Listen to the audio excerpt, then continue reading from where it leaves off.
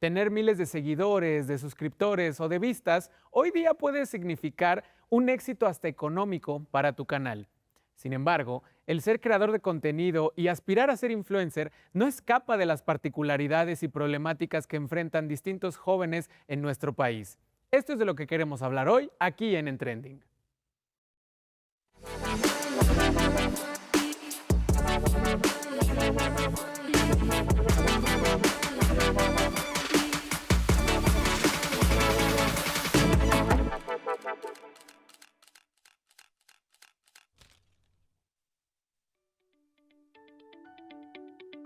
Mientras las empresas buscan jóvenes con experiencia, muchos egresados de diversas carreras se preguntan, ¿cómo adquiero trayectoria profesional si nadie está dispuesto a darme la primera oportunidad?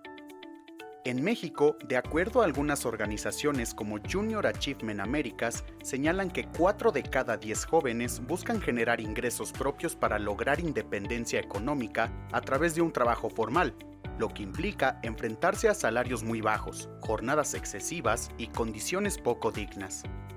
Aproximadamente 7 millones de jóvenes generan sus ingresos de manera autónoma, mientras que 1.5 millones están registrados activamente en plataformas digitales. En estas alternativas se encuentran algunas ventajas como la flexibilidad de tiempo, sin embargo, carecen de prestaciones, seguridad social y un sueldo fijo y garantizado. Hay muchos creadores de contenido que probablemente han pasado por esto, e impulsados por la promesa de independencia, visibilidad y mejores ingresos, deciden ser influencers para encontrar estabilidad, pero que dejan de lado otros riesgos que deben considerar.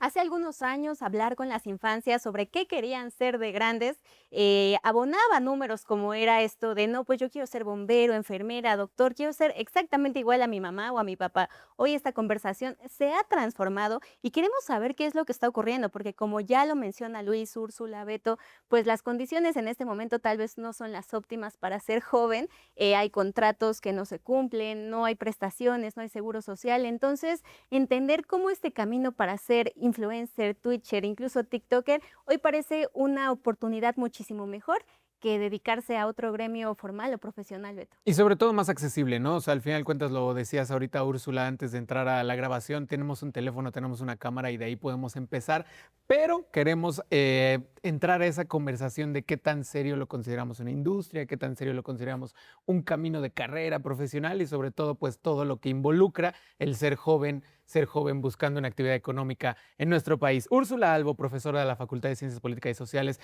de aquí de la Universidad Nacional Autónoma de México, especialista en teorías de la comunicación, periodismo y redes sociodigitales. Úrsula, qué gusto que estés con nosotros aquí en Trending. Bienvenida. Muchísimas gracias por la invitación. Y bueno, al respecto de qué es una industria, me queda clarísimo que es una industria en la que entran muchísimos factores, incluso las grandes empresas de marketing están ahí, de publicidad, y ya están, tienen una fuerte presencia unido a las grandes plataformas, ¿no?, de contenido, de redes sociodigitales, que obviamente pues ellos son también de los grandes ganadores. Claro. Una carrera, considerarla como una carrera, pues bueno, ¿no? Hay ciertos personajes o ciertos influencers, creadores de contenido que tienen una carrera detrás para poder especializarse en hablar en un determinado tema. Sin embargo, también hay otros que son más espontáneos y como pueden hablar de política, ¿no?, a partir de un partido o una tendencia o un personaje que les paga, como lo vimos en el caso de Milei, ¿no?, en las ultraderechas, y también, ¿por qué no? ¿No? Las izquierdas tienen Sí. intereses y también pagan por estos contenidos. Claro. ¿Cómo pueden hablar al día siguiente de maquillaje? O de irse de turismo a una playa. Entonces, de repente, estos creadores de contenido funcionan a partir de estas grandes industrias de marketing y son personas no especializadas, mientras tenemos otros que sí, a lo mejor son historiadores o tienen una carrera en arquitectura, entonces pueden hablar o de arte, ¿no?, y pueden especializarse en ese sentido. Ahorita nos mencionabas un concepto muy interesante, que era la razón por la que tú, como especialista y también docente, no llamabas las redes como las conocemos normalmente sociales por este nombre, sino sociodigitales. Este término que es tan particular que nos compartes, ¿qué tiene que ver con que la concibamos o no como una industria o como un espacio de mercado laboral? Claro, súper buena pregunta. Justamente, redes sociales son todas las que entablamos con nuestra familia, cara a cara, con nuestros amigos. Esas son las redes sociales. Las redes sociodigitales están mediadas por la digitalidad. Sin embargo, hay otro concepto a partir de la crítica, ¿no?, que se llaman medios conectivos. Es decir, son medios porque son industria, tienen intereses económicos y, bueno, conocemos a todas estos, los mal llamados redes sociodigitales, pero son medios al final. Y de ahí, pues, algoritmos que buscan atraer nuestra atención, ¿no?, y que esto genera grandes ganancias. Y son conectivos porque en realidad no establecen un vínculo real. En realidad, los influencers te dicen, comenta, cuéntame tu experiencia, pero no es un vínculo real. Si tienes un problema, en realidad no puedes ir al influencer y decirle, oye, ayúdame con este problema. Entonces, se maneja este término, ciertos autores, autoras manejan este término de medios conectivos. Úrsula, se me viene a la mente pues este planteamiento de qué es lo que está llevando a las juventudes a no solo aspirar, sino hacerlo, ¿no? Y o sea, al final de cuentas, reitero nuevamente, ¿no? O sea, casi todos tenemos un teléfono con una cámara que se ve lo suficientemente bien y que se conecta a internet, a datos, a Wi-Fi. Pero ¿qué otros factores, digamos, tanto positivos, y lo digo positivo en el sentido de tal vez muchas veces el generar contenido en redes sociales responde a que, bueno, yo puedo hacerlo de lo que me gusta, ¿no? De mis intereses, de lo que a mí me apasiona además, pero pues también hay otros factores, ya nos lo presentaba Luis en la cápsula inicial, de desempleo, pues sí, de marginación en ciertas industrias. Entonces, ¿qué nos podrías decir de este panorama estructural que es lo que está empujando a las juventudes a ver esto como una carrera, que inclusive tú ya pusiste esa noción, tal vez un poco como en tela de discusión, pero o sea, ¿qué es lo que nos dirías que los está llevando?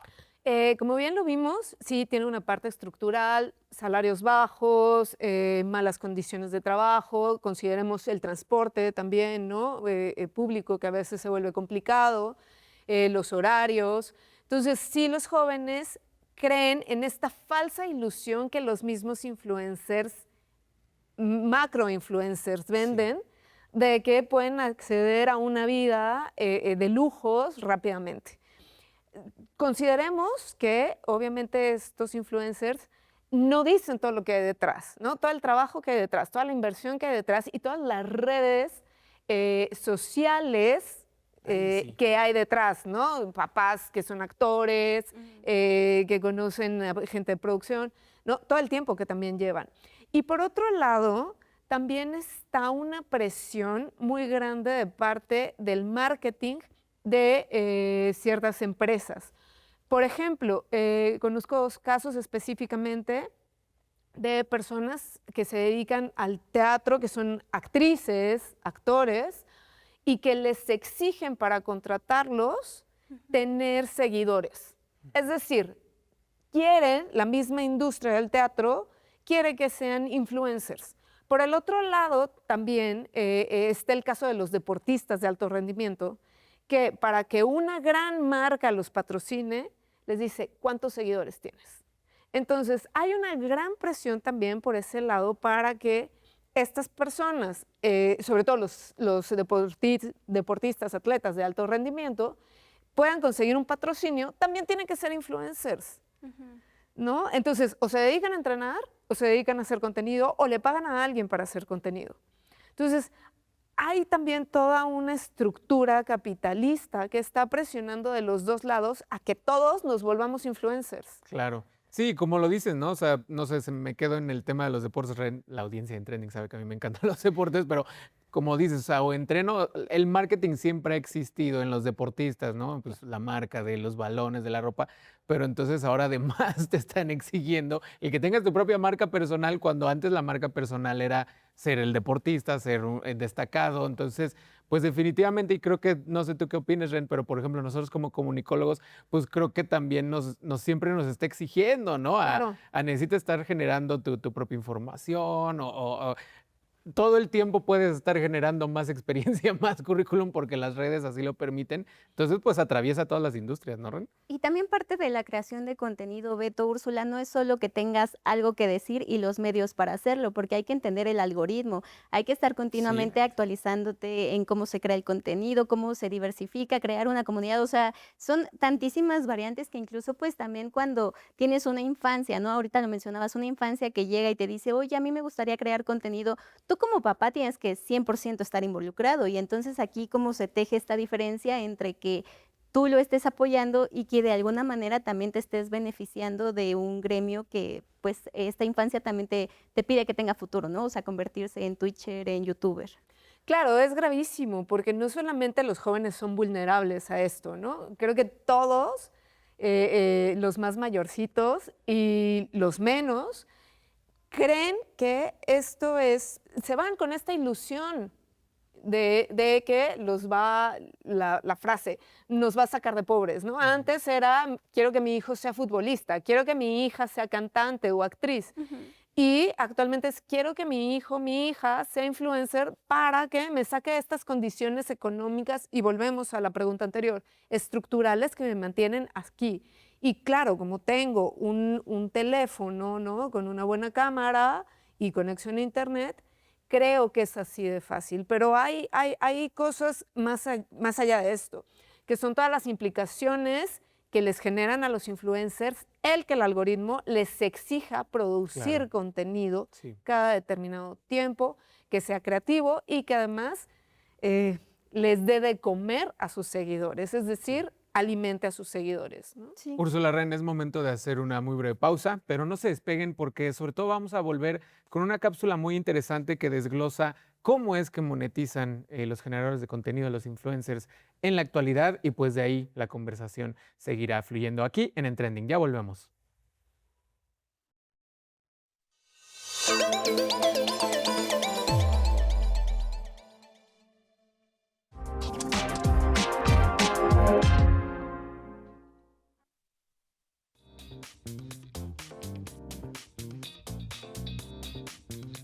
Videos, fotografías, transmisiones en vivo y publicaciones que comenzaron como una forma de entretenimiento, hoy también pueden convertirse en una fuente de ingresos. Para algunos creadores de contenido, estar frente a una cámara o celular dejó de ser un pasatiempo y se convirtió en actividad remunerada. Pero tener seguidores no significa, por sí solo, comenzar a ganar dinero. En YouTube, por ejemplo, existen ingresos por publicidad, membresías y funciones de apoyo de los usuarios. Uno de los niveles de acceso comienza con 500 suscriptores, 3 publicaciones en los últimos 90 días que alcancen 3.000 horas de reproducción en videos largos durante el último año o 3 millones de vistas en shorts. Para recibir ingresos por publicidad se requiere llegar a 1.000 suscriptores. TikTok cuenta desde 2025 con su programa de recompensas para creadores en México, enfocado a cuentas personales que tengan al menos 10.000 seguidores y 100.000 visualizaciones en los últimos 30 días. Instagram ofrece mensualmente contenido exclusivo. Para acceder a esta función debes ser mayor de 18 años y tener al menos 5.000 seguidores. Las marcas también pueden contratar a creadores para realizar campañas, integrar productos en sus videos o desarrollar contenido patrocinado. El costo por visualización promedio que paga un anunciante oscila entre 1 a 6 pesos mexicanos por cada 1.000 visualizaciones de video de 30 segundos, mientras que en videos largos la cifra varía entre 35 y 100 pesos mexicanos. De ahí que exista otra vía, la propia audiencia. Membresías, donaciones, transmisiones en vivo y otras funciones permiten que los usuarios apoyen directamente a los creadores. De esta manera, los ingresos pueden provenir de distintos lugares y no solamente del número de reproducciones que alcance una publicación o video. Así, crear contenido implica mucho más que publicar constantemente. Detrás de una cuenta que genera ingresos hay producción, construcción de una audiencia, cumplimiento de reglas y en muchos casos acuerdos comerciales. Continuamos aquí en Trending hablando de creadores de contenido, influencers y cómo es que esto también ya hoy se puede convertir o tenemos la idea los jóvenes que se puede convertir en un camino aspiracional y profesional. Antes de la pausa, Úrsula, Beto, mencionábamos esto que ya nos comparte Iván también muy a detalle, muy desglosado, de cómo no se trata solo de subir los videos y ya, ¿no? Hay toda una comunidad, el algoritmo, Yo, por ejemplo, puedo decirles que nunca he hecho esto en Twitch de hacer algún tipo como de donaciones, pero he visto que les llegan a mandar 100, 200, 2,000 pesos, ¿no? O sea, una locura mencionar que pues sea gente que por una afinidad a un creador de contenido pueda realizar este tipo de donaciones. ¿Tú, Beto, has hecho donaciones? Sí, sí, sí, yo pocas veces veo Twitch, pero me suscribí pues a un creador de la plataforma que juega videojuegos de fútbol americano, raro, ¿verdad? Pero sobre todo porque, pues bueno, la suscripción en Twitch en Estados Unidos creo que son, no sé, voy a decir unas cifras, $10, y aquí eran la mitad. Entonces dije, bueno, o sea, si pagas 300 pesos al mes por una plataforma y te la pasas más buscando programas que viendo programas, pues por algo que ya sé que me gusta, eran 80 pesos. Dije, pues sí, sí la tuve como 2 años, sí tuve mi racha como de 2 años de suscriptor. Entonces ya hablamos de que tú has llevado ya esta línea de, porque es una persona, pero ¿cuántos más pueden estar suscritos y mensualmente? O sea, esto que Sí. nos mencionaba Iván. Por ejemplo, Úrsula, en este sentido de lo monetario, en tu expertise, más o menos en promedio, ¿cuáles son estos rangos que se llevan de lo que puede generar una persona? También depende mucho de suscriptores, rango de edad, o sea, ¿cómo podemos dimensionar esta cifra en nuestro país? Uf, creo que es una pregunta súper complicada porque depende, ¿no? Los celebrities, ¿no? Que tienen una vida, digamos, son cantantes, son actrices, actores, pues tienen un rango mayor y están completamente despegados de lo que es el macroinfluencer, el medio y el micro e incluso el nano, ¿no?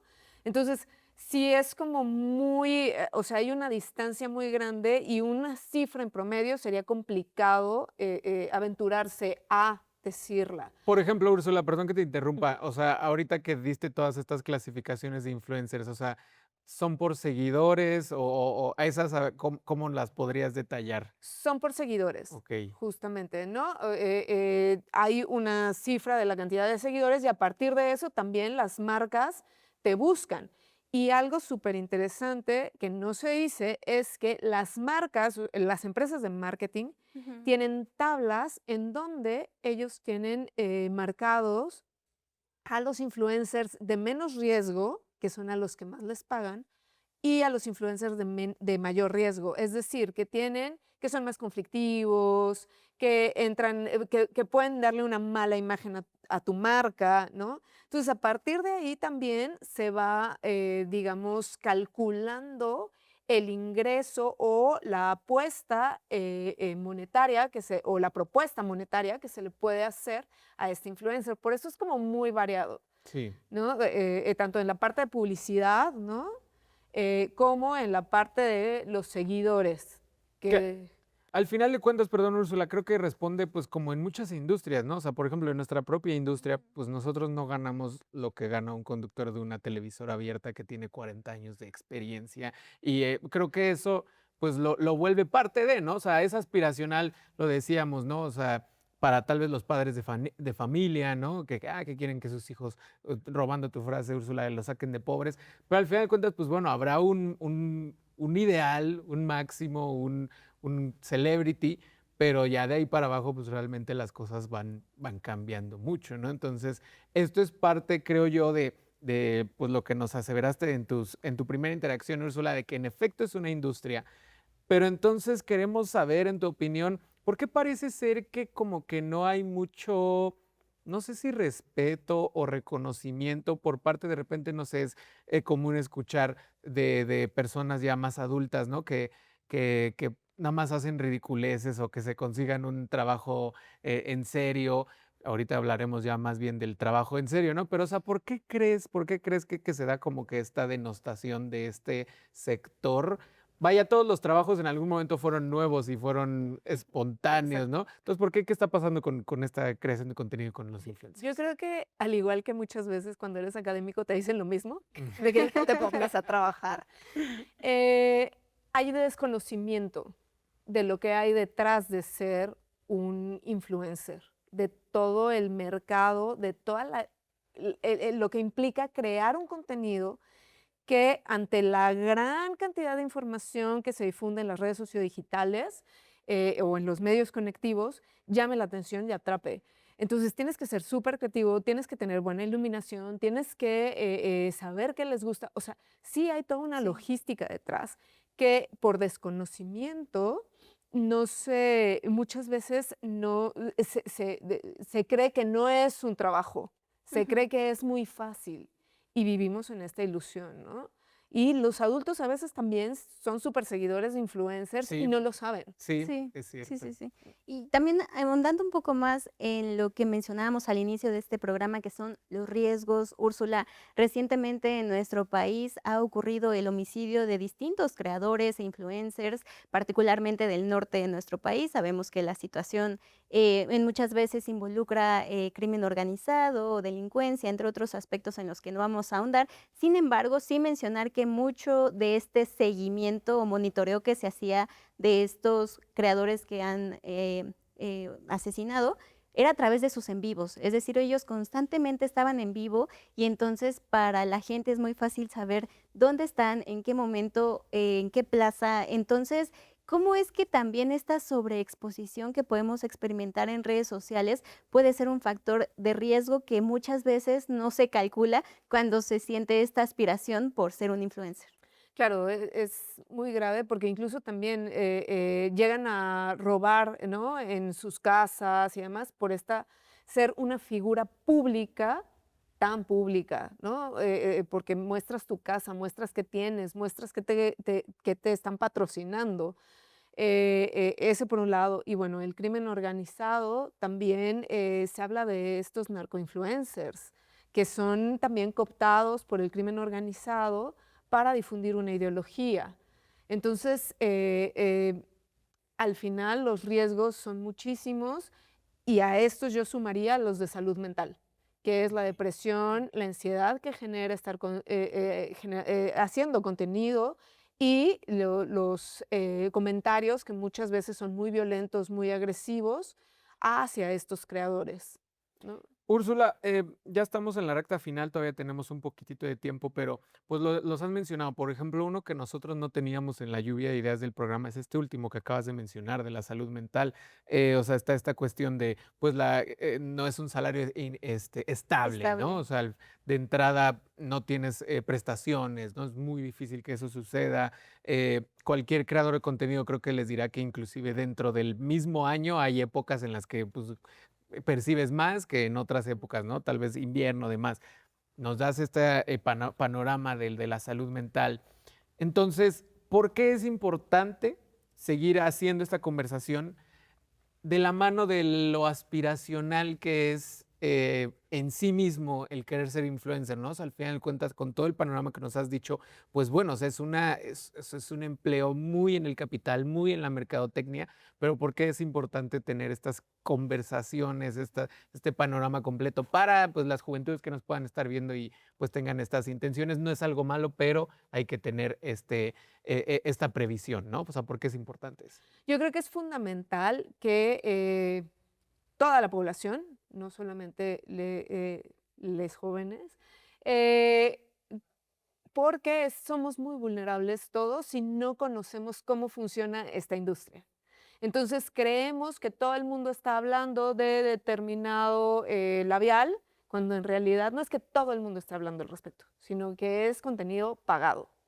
Entonces, es importante que hablemos, sigamos hablando de cómo funciona esta industria para que no seamos tan vulnerables ante ella.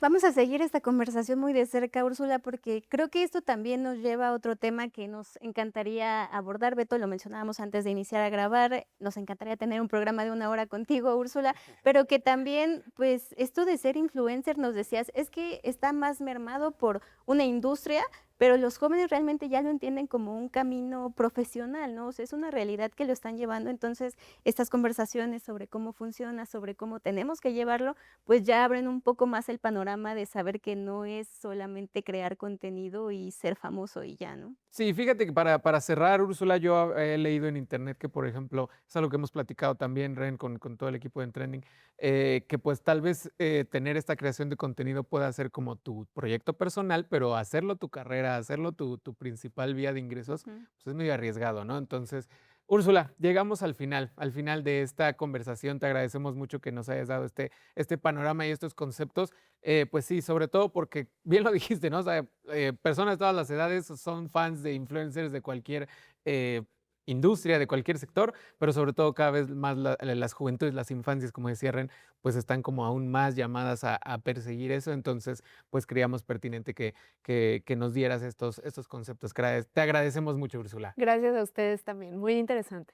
Muchísimas gracias, Úrsula, por todo este panorama y nosotros llegamos al final de esta emisión. Recuerden que nos vemos todos los miércoles en punto de las 20:30 horas por el 20.1, la señal de TV UNAM, y también pueden encontrar esta emisión y todas las anteriores en nuestro canal de YouTube. Beto, hasta la siguiente tendencia. Nos vemos.